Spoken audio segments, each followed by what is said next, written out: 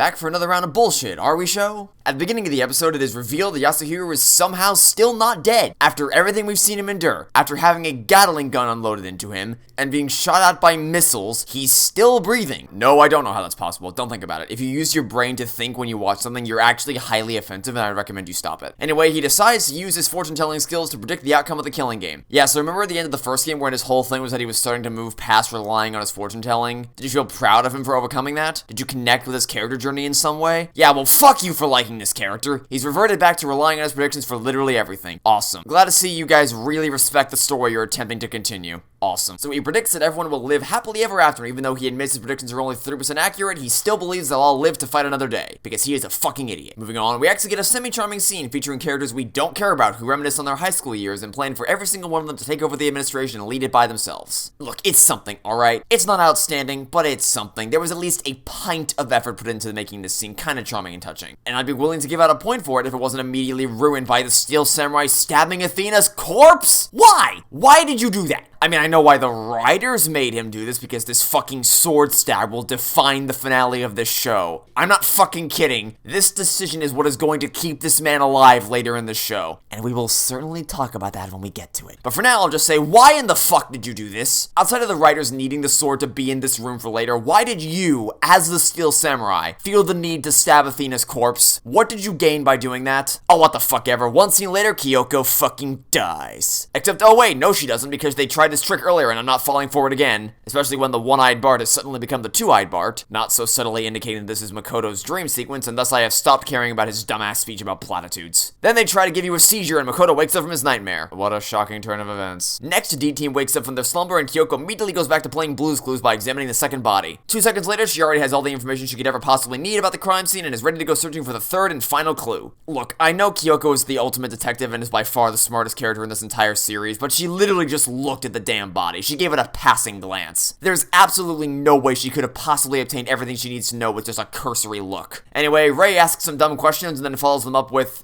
"You know what's funny? I read once detectives are why murderers exist."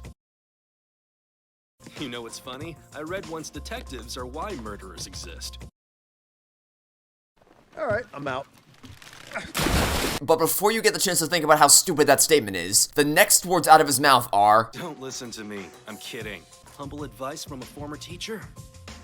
It'd do you some good to break out of that logical mindset now and again." oh my god, good Lord almighty, just kill me now, Jesus Christ. Okay, so aside from the inherent contradiction of saying a thing and then immediately saying, don't listen to the very thing I just said, making you wonder why he bothered opening his mouth in the first place, the writers will not fucking give it up! Ever since the first game, they have been so goddamn desperate to shield themselves from criticism that they just keep telling you, logic doesn't matter, turn your brain off! Even though the entire premise behind Danganronpa's gameplay is using your brain to think logically and deduce the truth behind murder mystery cases, you expired can of spam. Are you even vaguely aware of what your series is all about? How can you keep writing this dialogue with a straight face? Who wrote this script? So then Kyoko sighs because she, too, is fed up with the show's bullshit, and then she asks, "Are you following me?" Aren't you all sticking together as a team? Like, traveling as a group? You know, safety in numbers and all that? Moving on, they turn the corner and it is revealed that boyfriend and Corona are now both dead. What a shame. Kyoko writes down some more clues in her handy-dandy notebook and then, You gotta help me. I'm begging you. oh my god, why do you keep existing? Who put you on the planet? But then, fucking then, and I am not kidding when I say this, we cut back to C-Team who are getting ready to plug Monaca into the monitor above them and gain access to the surveillance camera system? You mean you could have been doing this the entire time? Why wasn't this the first fucking thing you gremlins did? And more importantly, if you can access the surveillance cameras, then why don't you just check the fucking security footage? Check the tape, see who the attacker is! What in the hooliest of fucks are you doing? Thankfully, however, we are about to get another character moment. After seeing that another member of the Future Foundation has been killed, Makoto collapses to the ground and starts breaking down. All he's ever wanted is for everyone to get together and try to use their brains to reach an amicable conclusion and seek a way out of this mess that doesn't involve bloodshed. He almost feels like he's failed to prevent these tragedies and is carrying the weight of these deaths entirely on his shoulders. But Hina knows this isn't his fault and he's not alone in this. And so, Makoto's dear friend Hina, with whom he's been through hell and has come to know more personally than any other student of Hope's Peak Academy, drops down to his level. If there's anybody capable of lifting Makoto up when he's down, it's his undyingly optimistic and upbeat friend Aoi Asahina, and we're finally going to get another scene where these two slow down to talk to each other as people. Only for Monaca fucking Towa to wheel herself back into the scene and ruin everything with her big fat mouth. Hina doesn't even get the chance to say a single word. Instead, Monaca goes on this long tirade about how Makoto is the ultimate hope and he's inspired her to do her very best, and this convinces him that he's not in the situation alone and he gets back up on his feet. Hina doesn't pick her friend up when he's down. Monaca does. Hina's not the one to snap her friend out of his slump. Monaca is. Hina is not the never-ending bubble of optimism Makoto can always rely on. Monaca fucking Towa is. It's been Monaca all along, because fuck you, that's why. Fuck the hell off, you dumbass show. Next, we get a scene where we sit down in our thinking chair and try to figure out how to outsmart the killing game. And Makoto's ingenious plan is... Okay, so his plan is to leave. He says that unlike last time, the rules don't actually prohibit them from physically leaving the building, which is completely irrelevant because if we recall, the helicopter blew up the entrance and trapped them inside and the windows are sealed up tight and the elevators aren't functioning properly. So what does it matter if the rules don't prohibit you from leaving? Hina rightfully points all of this out, so what does Makoto say in response? Who cares when we can just make our own exit? With what? How are you gonna make your own exit? What are you gonna do, break through the walls of the school? With what? Literally, how are you gonna do that? And even if you do manage to get outside, what happens when you come face to face with a helicopter that can shoot you down in an instant? I mean, I guess it would technically be consistent with earlier considering the fact that these walls appear to be made out of paper mache and the bullets in that Gatling gun appear to be doing fuck all damage. But neither of those things make any sense anyway, so this plan is fucked regardless. Oh, but fear not, friends, because Monaca comes up with a better plan. Why bother trying to break down the walls from the inside when you can just contact somebody outside the building to break down the walls for you? No, you do not fucking mishear me. Let me say that again. The new plan is to go to the monitoring room, again, and establish contact with people outside the building and tell them to come bust them out of the killing game. So, if that's a thing you can do, then I have to ask, why the fuck didn't you do that earlier? What is wrong with you people? Did you all take stupid pills this morning? Why didn't you immediately try to contact the outside world as soon as you were all locked inside? Oh wait, you did try that, and it didn't fucking work! But now all of a sudden you are fully capable of making contact outside the walls? Why do you keep inventing new things you can do whenever the show runs out of places to go? It's like, oh shit, we ran out of plot, what do we do now? They can phone a friend, there we go, problem solved. Fuck the hell off. Nothing here is running with any sense of logical coherency or consistency. One minute your communications are busted, the next they're perfectly functional. Pick a lane and stick to it. Fuck the hell off with this Deus Ex Machina bullshit where you keep randomly changing the rules of what can and can't be done just because your abysmal plot can't survive on its own. So then Hina tells Monaca that she's a warrior of hope. And then Monaca calculates the most efficient route to the monitoring room with her magic GPS bullshit or whatever, it's moving on. We then cut back to Veruca whining about how boyfriend is dead. No, I'm not exaggerating, she's whining about it. She's not heartbroken, she's not emotionally devastated that the only person in her life she even gives half a shit about, not to mention the only person in the world who gave even half a shit about her, is now dead. She's whining about how she can't do anything by herself and depended on boyfriend for literally everything. Away, cry me a river, you heartless bitch. She then begs to be let into the Cool Kids Club, and Kyoko reluctantly agrees to let her stay, only for Veruca to then immediately demand that they all go to a different room because she just can't bear the sight of seeing boyfriend. You aren't even a member of the Cool Kids Club for 3 seconds and you're already bossing everyone around. Also, wait a minute, why did you move the body into this room? Why would you move his body away from the crime scene? Why would Kyoko have ever allowed that? Why would you not leave the body exactly where it was so you can conduct the most effective investigation possible? And given what we know is hiding in this room and what gets revealed about Veruca later, why would she want them getting anywhere near this room? What is happening anymore? Who wrote this script? Anyway, Kyoko thankfully tells Veruca to fuck off and goes back to playing Blue's Clues while we cut back to Makoto and Hina trying to contact another Future Foundation member to help them escape. Wait, another Future Foundation member?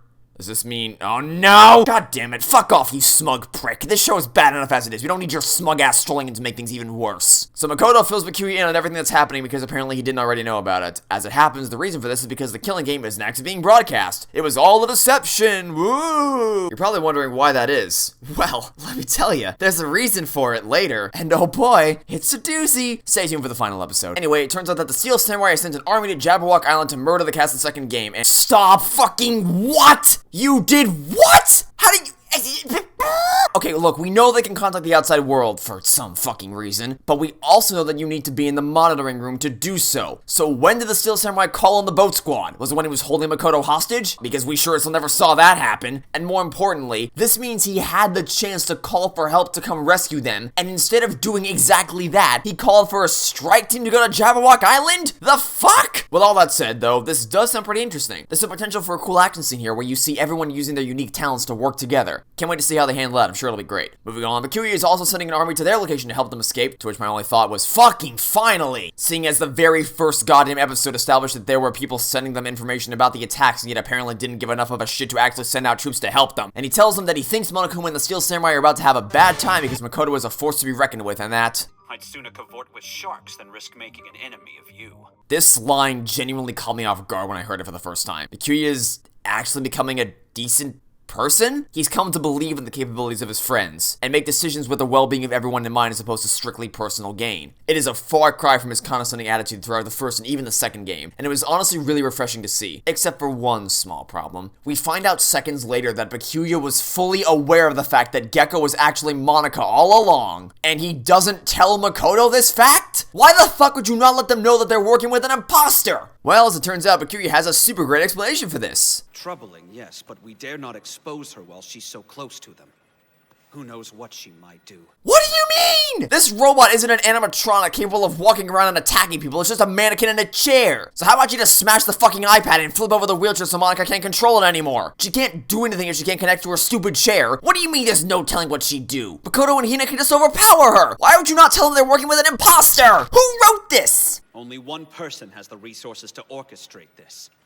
Monaca Toa. What resources? How could she have possibly obtained the resources she needed to create this robot and infiltrate this building when she's supposed to be on the run and her factory's been destroyed? Well, I guess it's finally time to see if we're gonna get answers to those questions because we're headed back to Toa City to check back in with our Ultra Despair girls. So, what have they been up to after the events of the last game? Well, you see, Kamaru is trying to give Toko a bath. No, I'm not kidding. That actually happens in the show. They're on a mission to save the city from an army of evil Monokuma robots and homicidal adults who want to murder all the children, but nah, it's bath time. Cool. And so Kamaru's master plan to get Toko to take a bath is to squirt a bottle of shampoo on her?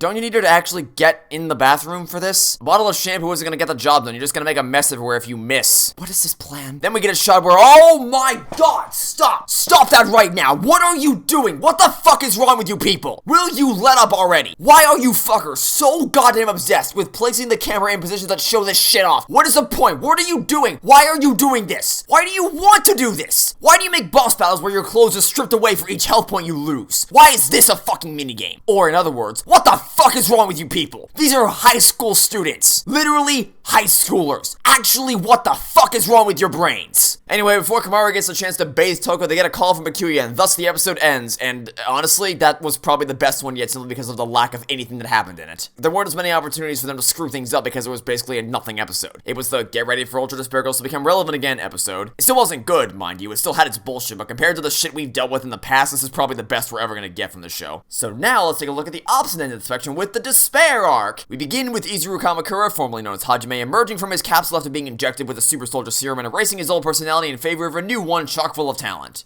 You have been born anew, a phoenix from the ashes.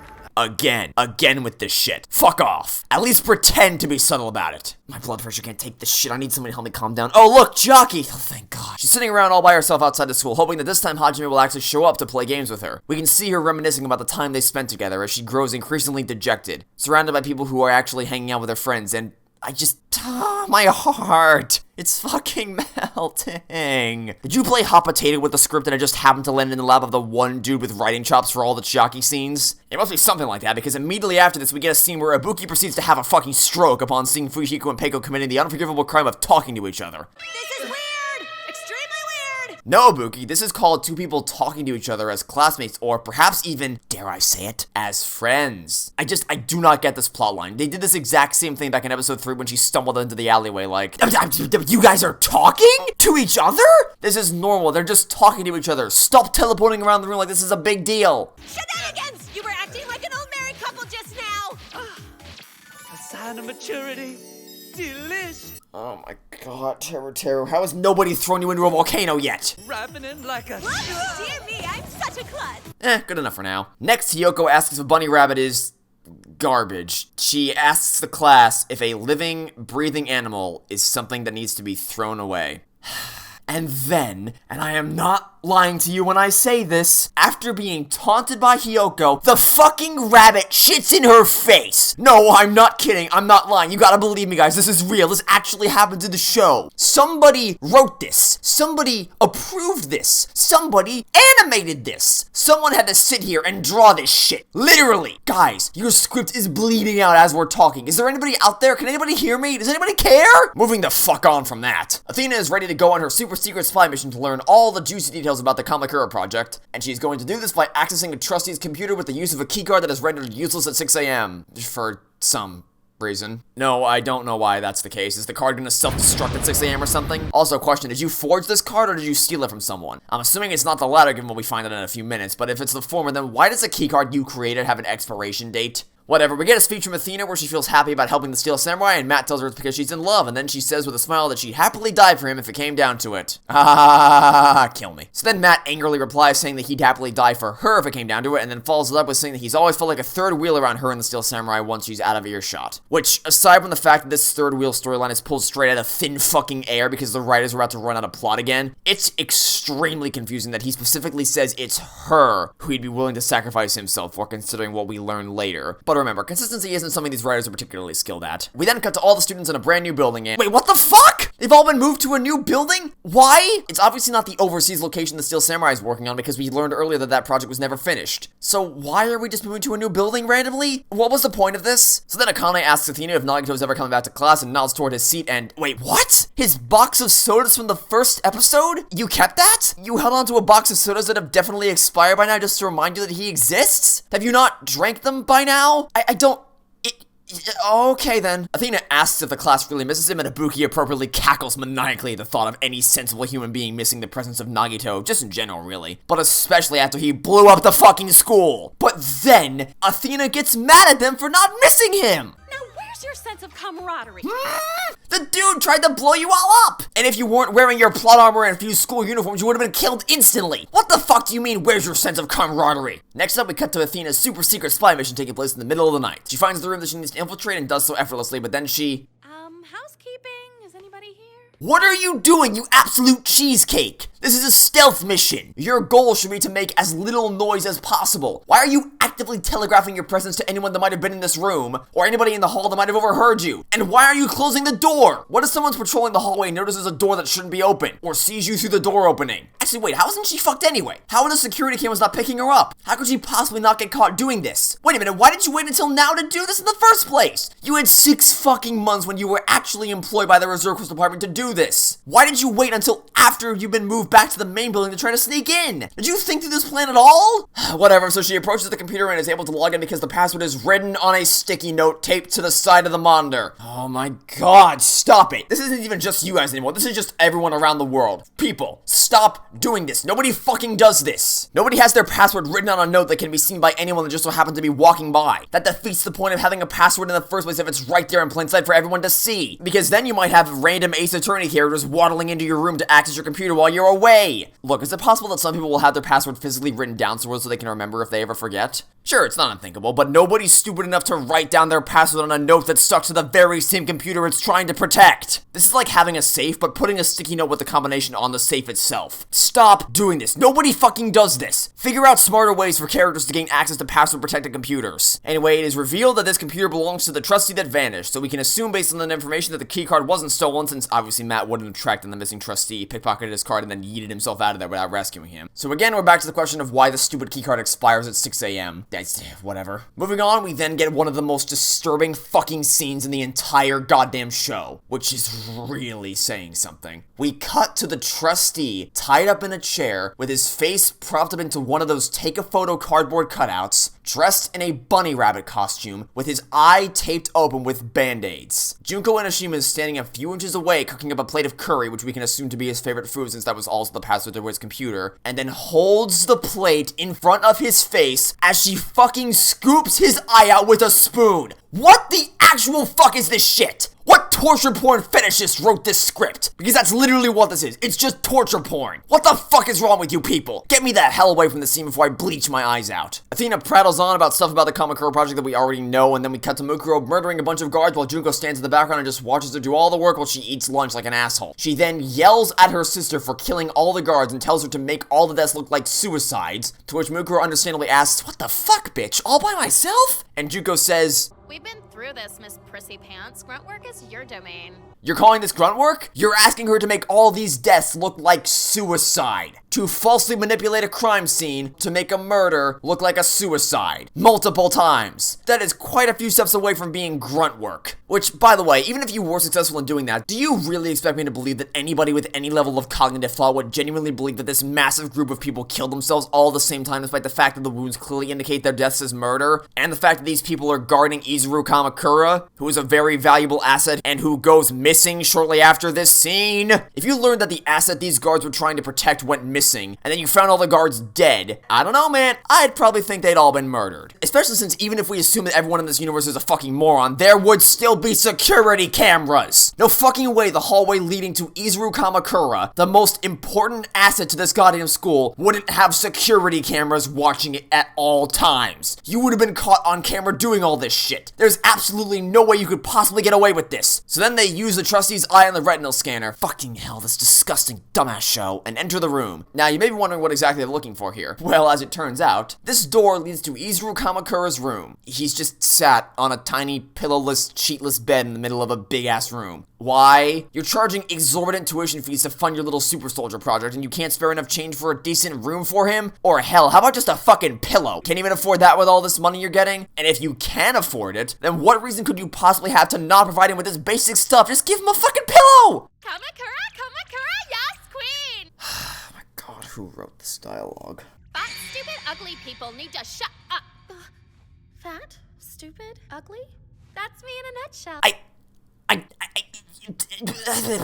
I can't properly attest to the middle one since we haven't actually seen her make any decisions for herself, but are your eyes functioning properly? So then Junko tells Izuru to succumb to despair, but he says nah and steps on her, which how? How did you step on someone who was standing upright while you were sitting on a bed without standing up yourself? How did that happen? Then Mukuro charges at him and he effortlessly swats her away with one hand without even breaking a sweat. Again, how did you do that? This is why I called this little procedure the Super Soldier Project, because it seems like they also gave him super strength, despite the fact that that's not what the project was supposed to be all about. But even if they did, the laws of physics would like to have a word with you on how a person sitting down on a bed managed to step on someone standing upright without getting up themselves, and how you managed to fling Mukuro halfway across the room with just one pinky. What the fuck is going on? Junko yammers on some more about how despair is the bestest thing ever. And it takes a couple of minutes. And I had to fight the urge to fall asleep throughout this entire monologue. I legit felt myself dozing off throughout this entire thing. In summary, despair is awesome and Izuru's talent is wasted in this room when he could be using it instead to take over the tri-state area, and oh my god, who fucking cares? So then security is alerted and I have no idea what triggered it. Was it the door opening? If so, then what the fuck took you so long? The door was open 5 minutes ago. How the hell did it take you this long for you to react to their presence? And if it's not the door, then presumably it'd be all the dead people in the hallway, except if that were the case and they must have seen them on the security cameras, which means that there's absolutely no way these two wouldn't be arrested immediately, and yet that just does not happen. On that note, how can Mukuro possibly clean this up? Why didn't she do it before they went into the room just to be safe? And again, how? How could you have possibly made all this look like a suicide? Why did Izuru not tell anyone about the insane bitch that came to visit him and her subservient minion? Oh, by the way, Izuru stomps on Junko's head and so she fucking dies. Oh wait, no she doesn't. Somehow. Don't you think stomping on someone's skull with full force should probably have some more serious consequences? Like, I don't know, maybe a concussion at the very least? Or, I don't know, maybe it would kill her? Please? Oh, whatever. We cut over to John Lasseter, who is still animating his cartoons, but is interrupted because he has to go to the hospital for a checkup following his fainting to make sure he's still doing okay. Speaking of hospitals, we cut over to the school infirmary where we see Junko and Ashima recovering from being stomped on. Wait, what the fuck? How did we get here from what just happened? How can Mukuro have possibly carried Junko all the way back out of the building in time despite the fact that security was presumably on their way as they spoke? How could they have possibly gotten away in time? Oh, and are you curious as to how they could have possibly explained themselves to the school infirmary when they arrived? Well, you see, it's very simple. I told him you fell down the stairs. Of course they bought it. You're an accident waiting to happen in those heels. Fucking what? She's not wearing 3-inch heels or some shit, she's wearing these. What do you mean she's an accident waiting to happen? That makes no sense. Also, would she not have a shoe print on her face or at the very least some kind of shaped marking to clearly indicate that she obviously didn't just fucking fall down the stairs? And again, how does she not have major cerebral problems right now? How is she not suffering from a concussion? Also, wouldn't you just go to a normal hospital? Why do you have to go to the school infirmary? The school nurse is prepped to deal with very basic problems. But if the nurse thought a student was suffering from a concussion or fell unconscious, you know what would happen? They'd call a goddamn ambulance to take them to the hospital. And if you're worried about being caught, how is going to the school infirmary any less suspicious than going to a regular hospital? Oh, by the way, it turns out Izuru wants Junko to come back for second date and visit him again. So why the fuck did he stomp on her if he wanted to see her again? What is happening anymore? Who wrote the script? So then the Lassiter goes to the infirmary for his checkup, which makes no sense at all because that's not where you go for checkups, but fucking whatever. The writers made him go here so we can cross paths with Junko in this utterly hilarious shot where time stops dead in its tracks. And she somehow decides that he is someone very important that she needs to talk to and befriend, as he will become the key to the downfall of society. After nothing more than a cursory glance, she is deduced that this random guy will be the most instrumental part of her plan to spread despair throughout the world. She ends up being correct about that, and the only reason these two met at all was through random chance. I'll go into more detail about this later when it becomes more relevant, but this show seriously needs to fuck the hell off with this bullshit. And so the episode ends. Ladies and gentlemen, we have reached the halfway point. We have watched 6 Future Arc episodes and 6 Despair Arc episodes. We are 50% of the way to the finish line. Yes, that does mean that we still have 12 more episodes to endure, but we're glass half full, people. We gotta stay positive. We have already survived a tsunami of bullshit up until this point. We can't give up now. We gotta stay determined if we're gonna make it to the other end of this in one piece. Hold on tight, everyone. We gotta finish strong. Thanks for watching, everyone, and I'll see you all soon for the start of the second half of this absolute nightmare. Goodbye.